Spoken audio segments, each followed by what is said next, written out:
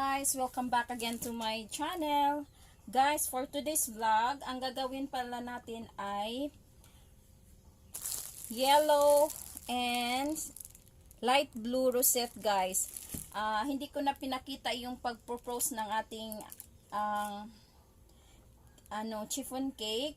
Diretso na. So, ang i-vlog ko dito is yung rosette piping, guys. Ito, nozzle tip number 5 ang gagamitin natin. Dalawa ito siya. Sky blue at saka yellow. Lemon yellow, guys. So, let's start. Usually, guys, pag nagsisimula pa lang tayo, hindi pa natin makukuha yung smooth na dito sa gilid or itaas. Ito dito sa itaas, guys, okay lang siya. Hindi siya smooth kasi makakabira naman natin ng rosette natin. So it's sa akin noong nagsimula pa ako, guys, hindi ko talaga ma-smooth ang dito sa itaas. So ang ginagawa is ipuno nyo ng rosette para hindi siya obvious na hindi siya kanang even. So ngayon it's okay na dito ay hindi masyadong makapal yung icing kasi we have the rosette naman. So makover lang yan whatever na hindi ka nais tingnan. So, ayan. So, let's start na. Sky blue at saka yellow kasi dalawa ang mag-celebrate ng birthday. So, share lang sila sa cake. Ayan.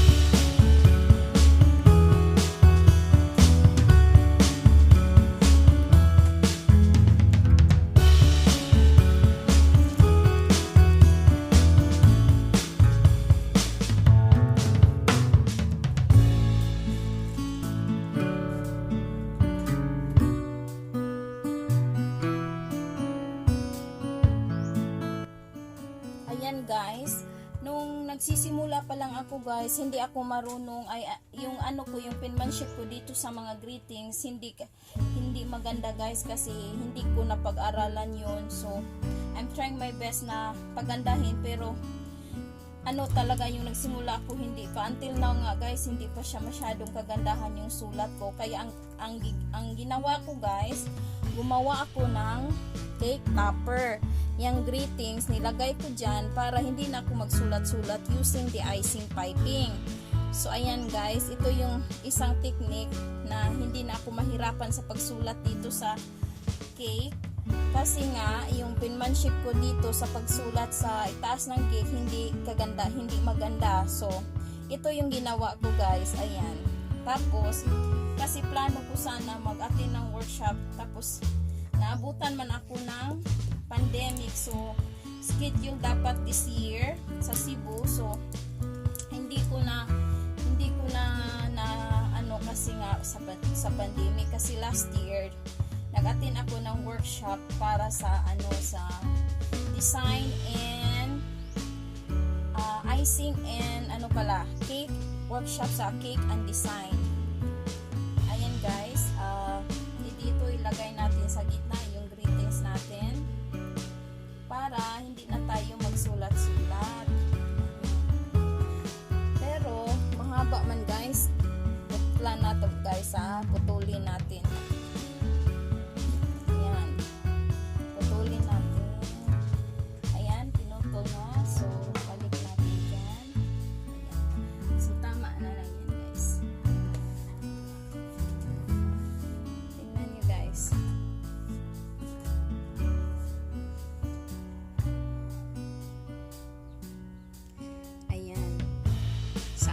Ko joint celebration kasi sila guys. So, hindi ka na magsulat-sulat for sa mga nagsisimula pa lang dyan na hindi masyado marunong maganda yung pagsulat, pero until now sa akin hindi pa rin maganda. Ayan guys, yan ang ginagawa ko. Tapos maganda rin ganyan kasi may picture. Pag sinabi ng customer na maglagay ng picture, pwede yan. So, we have the yellow and light blue rosette with topper, printed topper. Ayan. Thank you for watching guys. Please don't forget to like, comment, and subscribe. Thank you sa lahat ng mga nanood, sa lahat ng nag-attend ng premiere ko. Salamat sa inyo. Bye!